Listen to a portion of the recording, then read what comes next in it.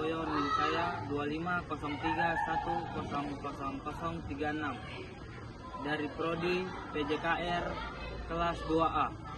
Perkenalkan, nama saya Hansel Zutel Manurung, NIM 2503100013 dari Prodi PJKR kelas 2A. Nama saya Muhammad Arif Saputra, NIM 2503100020 dari PJKR 2A. Perkenalkan, nama saya Muhammad Zulfiali, NIM saya 2503100023. Saya dari Prodi PJKR kelas 2A. Oke, baik Pak, saya ingin bertanya tentang apa peran dan tanggung jawab guru BK di sekolah dasar atau sekolah. Memang para guru BK itu memang berkaitan dengan olahraga, dari mana pun sama itu. Ada juga mengalami masalah BK, ada tersendiri, ada guru BK sendiri ada, itu pun si angka itu.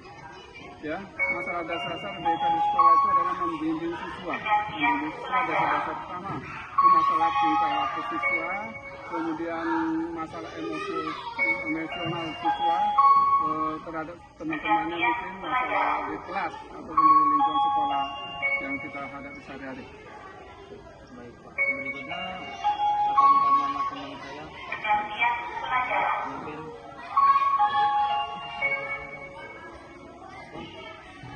Apa strategi yang digunakan guru untuk meningkatkan motivasi belajar siswa? Apa tadi masalah? Tingkatkan ya?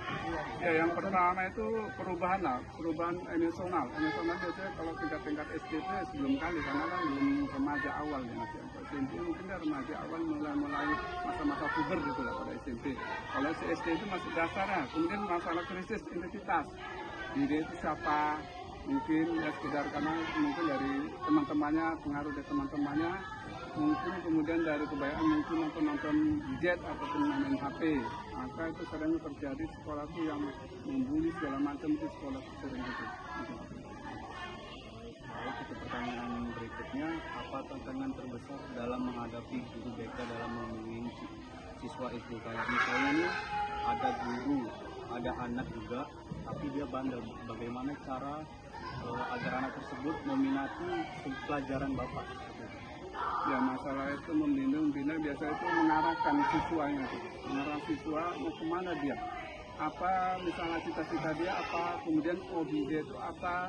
Ya, kita selalu kemana-mana, misalnya kalau di olahraga itu sering itu hobi yang mungkin yang ada bulu tangkis, kami arahkan bulu tangkis, yang lari atletik, yang renang, kan biasanya ada olahraga segala macam banyak kami arahkan. Kemudian ada yang mungkin melukis segala macam kami arahkan, kami bagi-bagi itu untuk mengarahkan masalah itu. Kemudian masalah etika biasa umur, karena masa-masa puber itu ada usia dini itu biasa dari umur 11 sampai 11 9 sampai 11 itu biasa untuk cowok. Kalau untuk cewek itu umur 10 sampai 12 tahun itu malah mulai masa puber itu biasanya itu. Mengarahkan lah kita itu. Oke. Kalau menurut Bapak, apa saja masalah perilaku yang paling sering terjadi pada siswa SD? Kayak misalnya bandel atau apa gitu Pak, yang sering terjadi? Ya, masalah bandel tingkah laku anak-anak di SD dan macam-macam mungkin. Maka sering kami arahkan tuh, usahakan yang lebih besar itu menyayangi adik-adik di kelas rendah. Kemudian yang kelas rendah usahakan menghargai abang-abang atau kakak-kakak di kelas yang lebih tinggi. Maka seringkali kejadian di lapangan itu seringkali ada kata-kataan, ejek-ejekan, kemudian sering berantem. Maka kan ternyata sih kami buat masalah ini, karena kami panggil orang tuanya, kami arahkan panggil orang tua, masalah anak tinggal laku tahu bagaimana. Kalau selanjutnya, bagaimana langkah-langkah yang dilakukan guru BK dalam membantu siswa? Kayak misalnya siswa ada masalah di keluarga ataupun di sekolah, bagaimana guru tersebut itu mengatasi masalah seperti itu? Iya, sering kami hadapi juga sehari-hari. Itu masalah seperti itu mungkin kami panggil masalah pribadi, mungkin masalah di keluarga. Ada juga masalah di keluarga terbang karena orang tuanya itu mungkin antara bapak dan ibu yang mungkin sering komplain, sering bertemu apa istilahnya itu, sering pisah, maka anak sering masalah, kurang perhatian, karena itu nenek dan kakak segala macam, maka kami arahkan. Kemudian mungkin karena sering keluar, bergaul makan kawan itu di luar batas, maka kami sering arahkan juga, panggil pelan-pelan, kami nasihati pelan-pelan, mungkin pasti ada perubahan pada diri sendiri. Baik, terima kasih Bapak. Itu adalah pertanyaan dari kelompok kami. kelompok 7. Oke baik Pak, terima kasih Pak. Oke, sama-sama ya. Untuk lain kali ya kita harus apa lebih jeli ya. Apalagi nanti mah mungkin contoh olahraga untuk berikutnya ya lebih matang gitu. Ada siswa sekarang kan yang labil kali sekarang. Oke. Pak, ini saya yang bertanya, apa pesan atau motivasi untuk kami mahasiswa olahraga yang menjadi guru? Oh ya, pesan dan pesan mungkin ya. Masalah pesan. Kita sebagai calon guru olahraga yang sekolah di bidang olahraga, karena olahraga itu biasa ada 3 jurusan di kampusnya itu. Kalau memang kita betul-betul PJOKes, itu pendidikan jasmani olahraga dan kesehatan, itu harus kita tekuni. Semua mata kuliah harus tekuni, karena nanti diterapkan di sekolah masing-masing, mau tingkat SD, SMP, SMA itu sama. Maka tingkat SD itu masih dasar-dasar.